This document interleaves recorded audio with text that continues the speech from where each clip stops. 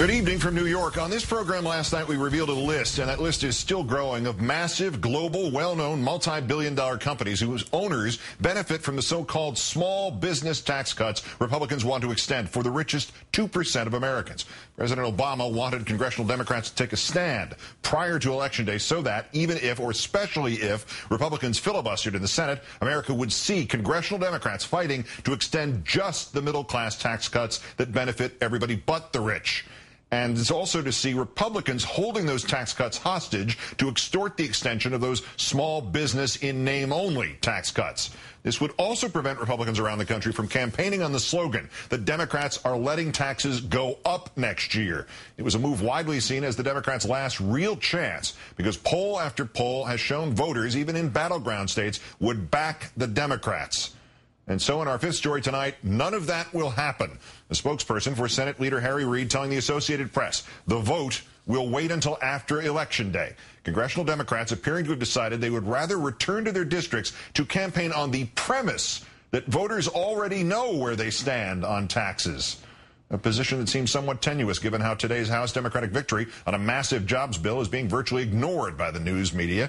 President Obama today blamed the delay on the tax cut vote on Republicans. A spokesperson telling the Plumline blog, quote, Republicans in Congress have made it clear they would rather stall and obstruct instead of giving working families the assistance they need. The American people will be reminded of that every day. Of course, it would be much easier to remind the American people of that every day if every day they actually saw Republicans stalling and obstructing. Senate Republicans have not filibustered Mr. Obama's extension of middle-class tax cuts because Leader Reid never brought it up for a vote. Senator Dianne Feinstein telling the Hill newspaper, quote, it should not be done before an election, it should be done after. How come?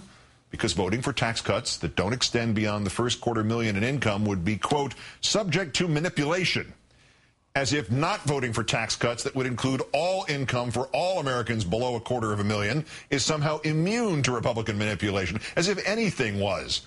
And what about the House? The Hill reports that Speaker Nancy Pelosi wants to vote before Election Day, even if the Senate will not. But Majority Leader Steny Hoyer does not want House members to vote if the Senate will not follow suit. This afternoon, the House Democratic Whip, Jim Clyburn, and Caucus Chairman John Larson offered somewhat conflicting explanations for the Democratic reluctance to make this an issue now. Mr. Clyburn suggesting some voters, or possibly some members, don't even understand the tax cuts. If you make $251,000, you get the same tax cut for the first $250,000 that everybody else to get $250,000 or less. The only thing you pay the increase on is that $1,000, not the $250,000. And I think that one of the reasons there's been some recalcitrance out there is that people have not made that clear. So I want to make it clear today that we're proposing a tax cut on the first $250,000 of all Americans' income, and we will apply the other, that the Bush numbers apply to all income over that. There is unanimity in the caucus around what Jim Clyburn has just said. The anxiety comes from what our erstwhile colleagues across the building will do in the United States Senate, and that's where the discussions still emanate from. MSNBC political analyst Howard Feynman, now at Newsweek, soon to be at Huffington Post, has been tracking this story on the Hill today and trying to get a correct definition of the term erstwhile for Congressman Larson, but we'll skip that for the moment. Howard, good evening. Hi, Keith. All right, why did Harry Reid duck this fight with Republicans, and does that mean it's dead in the House as well? I think it's dead. As we were saying on Tuesday night, it looks like they were going to flinch, and the reason is that they haven't developed the issue. For Congressman Clyburn to be out there trying to explain at this really late date that fundamental question, that fundamental factual issue, just shows you how poorly the Democrats have tried to explain this because they've been afraid of it. They're afraid to talk taxes in toto, which is what they need to do. They need to explain that, yes, as Clyburn says, it's incremental income. They need to explain that however many heroic small business people there are in the country, a lot of the benefits of the top rate reduction go to very, very wealthy people and to big corporations, as you've been reporting on the show.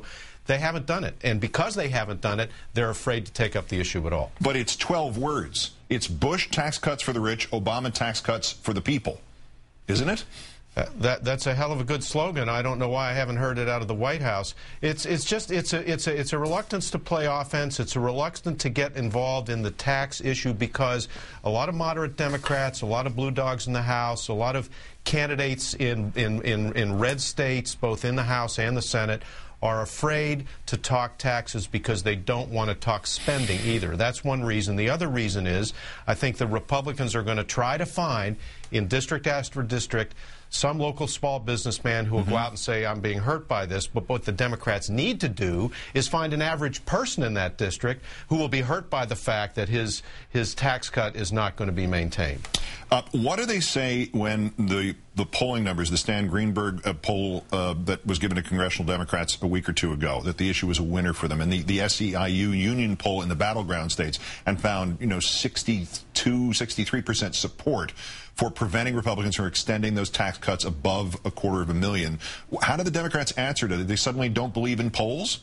Well, they don't have one answer. I mean, I was talking to Senator Bob Casey of Pennsylvania, who's a moderate Democrat, no flamethrower by any means, but he's got in his state Joe Sestak running for the Senate, the Democrat. Sestak very much wants a vote on this because in Pennsylvania, to take one example, it's a clear winner. So Casey was telling me he would really prefer to have a vote, and he's a so-called moderate Democrat. But there aren't enough people in enough places willing to do that in enough states, and Harry Reid has got his own personal problems back in Nevada. He's under siege. I mean, he's thought of as a great inside maneuvering guy, but right now he's running for re-election, and he doesn't want to have to defend right now any tax vote. And David Axelrod, the political spin master inside the White House, is now telling everybody, don't worry, we'll have the issue because we can talk about what we're going to do after the election and what the Republicans want to do after the election. As you point out, if you're going to promise to do something after the election that you could do now, why should anybody believe that you're going to do it later? And it's more than that. But what about, I took one government class that was a laboratory in college, and we knew political theater is 3/4 of the game. Take credit for it, blame somebody for it, or announce that you're going to attend the dedication.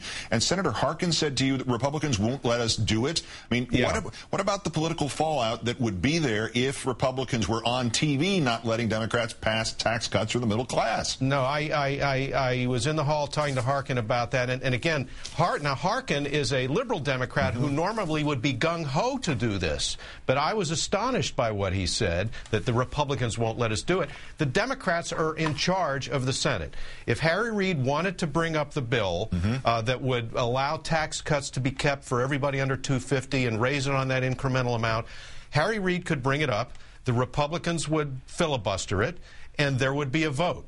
That could happen if they wanted to do it, but there aren't enough Democrats in the caucus of Democrats in the Senate who are willing to do it, and there's nothing more I can say is that they're afraid to do it, and they're afraid of the ads the Republicans are going to run against them. MSNBC political analyst Howard Fineman, also of Newsweek, soon Huffington Post. As always, thanks for your time, Howard. Thank you, Keith.